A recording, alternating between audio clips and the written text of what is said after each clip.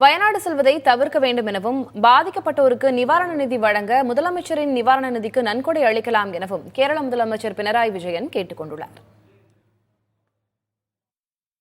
அதிகாரப்பூர்வமாக பேரிடர் மீட்புப் பணிகள் மேற்கொள்வோரை தவிர வேறு யாரும் வயநாடு பகுதிக்கு செல்ல வேண்டாம் என கேரள முதலமைச்சர் பினராயி விஜயன் வலியுறுத்தியுள்ளார்.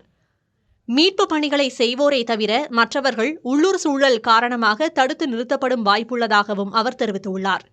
மேலும் வயநாடு துயரத்தில் பாதிக்கப்பட்டோருக்கு நிவாரண உதவி வழங்க விரும்புவோர் முதலமைச்சரின் நிவாரண நிதிக்கு நன்கொடை அளிக்கலாம் எனவும் அவர் கூறியுள்ளார்.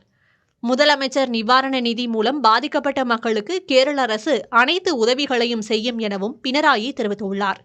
நிவாரண உதவியாக பொருட்களை வழங்குவோர் 1077 என்ற எண்ணில் அந்தந்த மாவட்ட ஆட்சியரை தொடர்பு கொள்ளலாம் என கூறியுள்ளார்.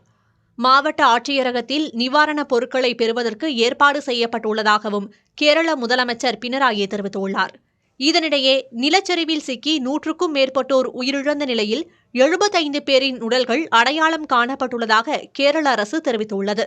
தொடர்ந்து மீட்புப் பணிகள் நடைபெற்று வரும் நிலையில் வயநாடு, மலப்புரம், கோழிக்கோடு, கண்ணூர், காசர்கோடு ஆகிய 5 மாவட்டங்களுக்கு அதி கனமழைக்கான ஆரஞ்ச் அலர்ட் விடுக்கப்பட்டுள்ளது.